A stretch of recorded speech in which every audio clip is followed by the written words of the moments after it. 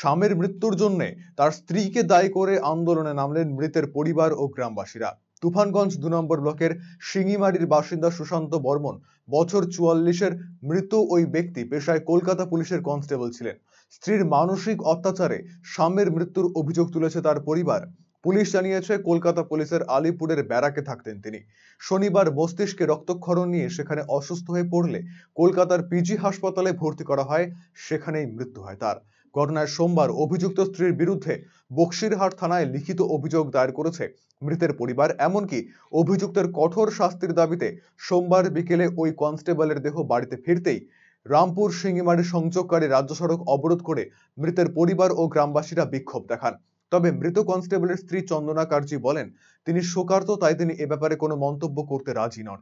জানা গিয়েছে, তুফানগঞ্জ ২ নম্বর ব্লকের রামপুর ২ নম্বর গ্রাম পঞ্চায়েতের শিঙিমারি গ্রামের বাসিন্দা সুশান্ত বর্মনের সঙ্গে শালবাড়ি ২ নম্বর গ্রাম পঞ্চায়েতের চন্দনা কার্জির দুই পরিবারের আলোচনার ভিত্তিতে ১০ বছর আগে বিয়ে হয়েছিল।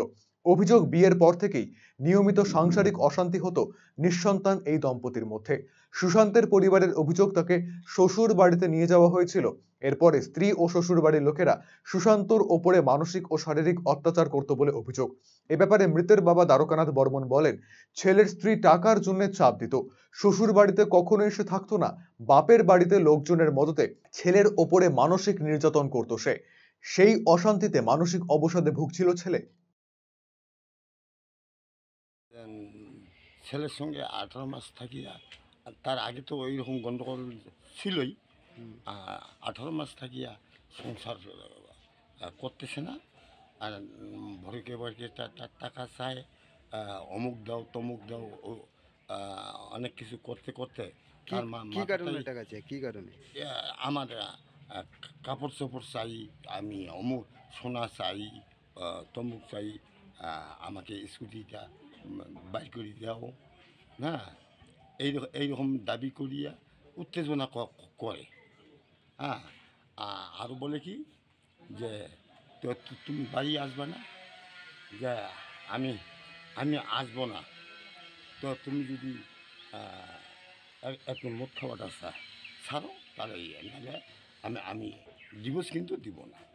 বদবার করার একটাই কারণ হচ্ছে, জানি আমার ভাই দীর্ঘদিন পরে সংসার করার পরেও আজকে এই বউটা আমরা এতবারে বুঝাইলাম যে সংসার করতে হবে, সে সংসার করে না, স্বামীর সঙ্গে মানে থাকে না, অকারণে স্বামীকে ফোন করার পরে আজকে এই পরিস্থিতি দাঁড়াইছে, যার জন্যে আজকে আমাদের ভাইটা আজকে কিন্তু অকালে মারা গেল।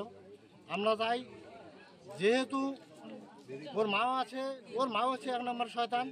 ওর মা বউ মানে মেয়েকে নিয়ে আসে, আরে কোন মা থাকে মেয়ের সঙ্গে? ওর মা থাকে মেয়ের সঙ্গে, আরে সংসার করতে দিবি না, সেটা তো আগে বলার দরকার ছিল। এটা একটা মানে এখন চাকরি পাওয়ার লোভে এর ভাই মারা গেছে, কীভাবে মারা যায়, কতক্ষণে মারা যাবে, তারপরে চাকরি নেবে, এই হচ্ছে তার পলিসি। এর বিরুদ্ধে আমাদের এখানে পদ অবরোধ, অবিলম্বে এই অত্যাচারী মহিলাকে গ্রেপ্তার করতে হবে।